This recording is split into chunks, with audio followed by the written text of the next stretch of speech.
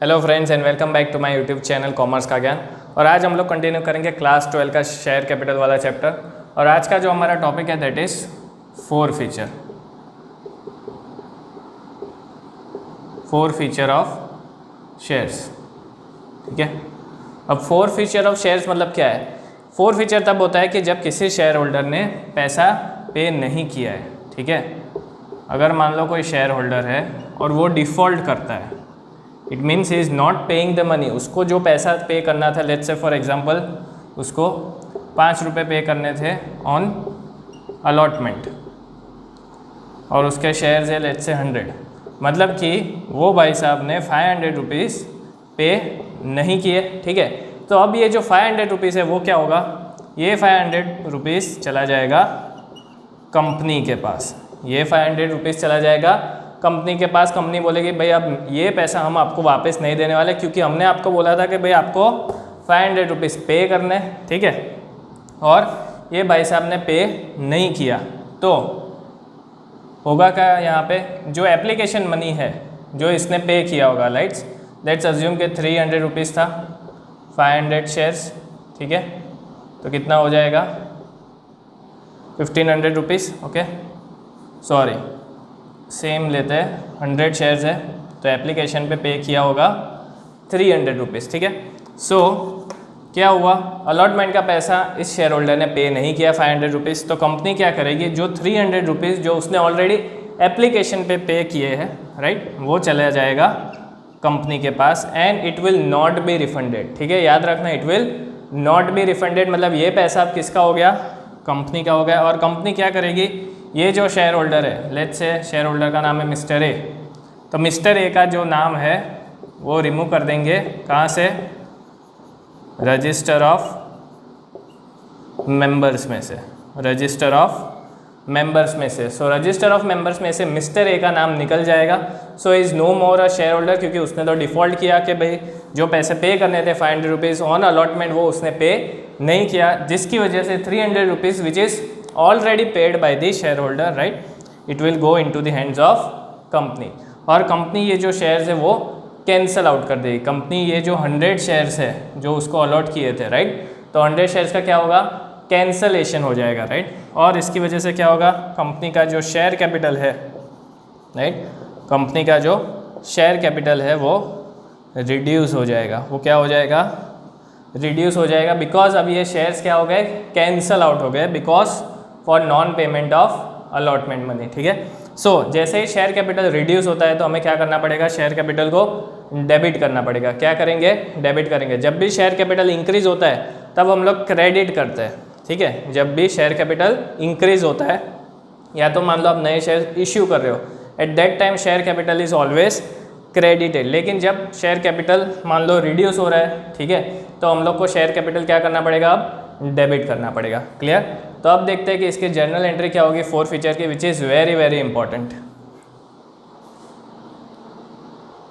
तो चलिए अब जर्नल एंट्री देखते हैं कि क्या करना है। अब दो कैटेगरी है इसमें फोर फीचर में, when shares are issued at par and when shares are issued at premium. ठीक है, तो दोनों में एंट्री में थोड़ा सा डिफरेंस है। अब एट पार मतलब कि जो फेस वैल्यू है, मतलब कि अगर 10 रुपये का शेयर है तो आप लोगों ने उसको 10 रुपये में इशू कर दिया है, right, so that is known as shares issued at par. अब इसका जर्नल एंट्री क्या होगा? Share capital account debit. ठीक है, आपको शेयर कैपिटल अकाउंट क्या करना पड़ेगा? डेबिट करना पड़ेगा। फिर से रिपीट कर रहा हूँ, बिकॉज शेयर कैपिटल रिड्यूस हो रहा है। वो जो शेयर्स थे, ठीक है, जिसके ऊपर पैसा मिलने वाला था फ्रॉम मिस्टर ए, अब वो नहीं मिलने वाला, तो वो शेयर्स मुझे एज ए कंपनी कैंसिल करने पड़ेंगे, और जिसकी वजह से मेरा शेयर कैपिटल क्या हो जाएगा? रिड्यूस हो जाएगा। सो शेयर कैपिटल अकाउंट डेबिट करना है। ठीक है, अब इसमें इंपॉर्टेंट है कि भाई आपको अमाउंट कौन सा लेना है। ठीक है, इसमें इंपॉर्टेंट है कि भाई शेयर कैपिटल में आप लोग अमाउंट कौन सा लोगे। So it will be amount called up to forfeiture. Amount called up to forfeiture मतलब कि जब इस शेयर होल्डर के मिस्टर ए के शेयर्स जो फोरफिट हुए, ठीक है, तब तक कंपनी ने कितने पैसे उससे मंगवाए, तब तक कंपनी ने कितने पैसे उससे मंगवाए। ठीक है, कॉल्ड अप मीन्स कितना पैसा हमने डिमांड किया है उसके पास से। लेट्स से 10 रुपीज़ है शेयर का प्राइस। ठीक है, हमने उसको डिवाइड किया 3 on application, 3 on allotment and let's say 2 on first call, ठीक है, और बाकी जो बचा balance on second call, right. अब मान लो कि कंपनी ने फोरफीचर किया, ओके। अब किसी शेयर होल्डर ने फर्स्ट कॉल का पैसा पे नहीं किया है, किसी शेयर होल्डर ने फर्स्ट कॉल का पैसा पे नहीं किया है, लेकिन फर्स्ट कॉल तक अमाउंट कॉल्ड अप कितना होगा? सो 3 + 3 + 2 मतलब कि 8 रुपीज़ हो जाएगा as amount called up, because it is what is called up by the company.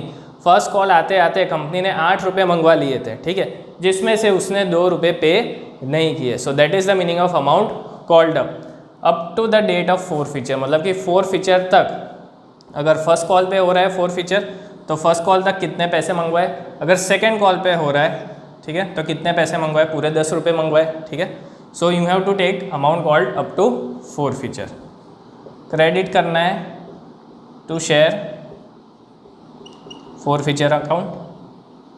अब शेयर फोरफीचर में क्या हो जाएगा? Amount received by the company, ठीक है, actual amount received by the company. तो अगर मान लो फोरफीचर हो रहा है फर्स्ट कॉल पे, ठीक है, मतलब कि उसने 2 रुपये पे नहीं किए, इट मीन्स उसने पे कितना किया है? 3 + 3 मतलब कि 6 रुपये उसने पे किए। सो 6 rupees will come under share forfeiture. Amount called up कितना हो जाएगा? 8 रुपीज़, ठीक है। और 2 रुपये जो उसने पे नहीं किए, कौन से पे नहीं किए? फर्स्ट कॉल, तो यहाँ पे आ जाएगा टू शेयर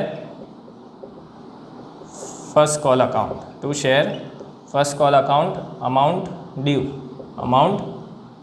ड्यू मतलब कि जो अमाउंट उसने पे नहीं किया है, ठीक है। अगर अलॉटमेंट का पे नहीं किया होता तो टू शेयर अलॉटमेंट लिखते, फर्स्ट कॉल है तो टू शेयर फर्स्ट कॉल लिखा है, फाइनल कॉल होता है to share final call. So this is the journal entry that you have to pass. सबसे पहले शेयर कैपिटल को डेबिट करो अमाउंट कॉल्ड अप के साथ, ठीक है, अमाउंट कॉल्ड अप के साथ। क्रेडिट करो शेयर फोरफीचर को, मतलब कि amount which is actually received, तो ये हो जाएगा कंपनी के लिए एक तरह से प्रॉफिट या तो गेन हो जाएगा, ठीक है। सो जितना अमाउंट रिसीव हुआ है उसको क्रेडिट कर लो, और जो अमाउंट उसने पे नहीं किया है वो रिस्पेक्टिव कॉल अकाउंट में क्रेडिट कर दो, ठीक है। Mark my words, respective call account में उसको क्रेडिट कर दो। सो this is your first journal entry. चलिए अब सेकेंड कैटेगरी है शेयर्स इशूड एट प्रीमियम, मतलब कि अगर प्रीमियम पे इशू किया है, लेट से 10 रुपीज़ का शेयर है जो आप लोग जो मार्केट में बेच रहे हो वो 12 रुपीज़ पे बेच रहे हो, so 2 rupees is premium, right. So first category is premium received, second is premium not received, right. So मान लो कि भाई प्रीमियम रिसीव हो चुका है कंपनी को, तो क्या करेंगे? So entry will remain same, share capital account debit to share forfeiture with the amount received to share allotment oblique calls, मतलब जो भी पे नहीं किया है वो हमें क्रेडिट कर देना है उसके रिस्पेक्टिव अकाउंट में।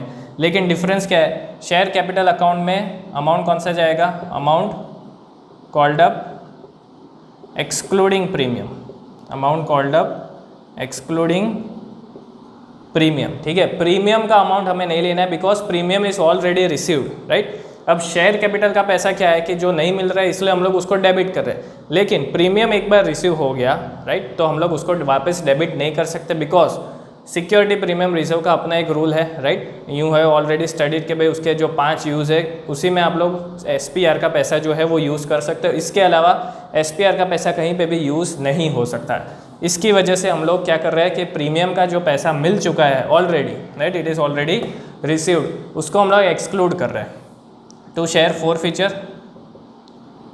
ऊपर शेयर कैपिटल में क्या था? अमाउंट कॉल्ड अप, याद रखना। फोरफीचर में amount received, again less premium, क्या करना है? Less premium to respective share allotment या तो कॉल अकाउंट जो भी हो।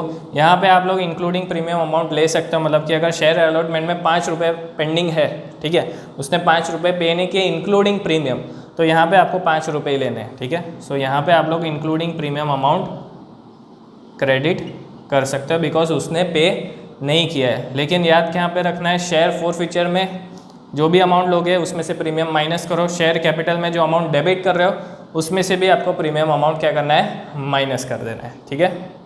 चलिए अब second entry, premium not received. So सबसे पहला शेयर कैपिटल अकाउंट डेबिट।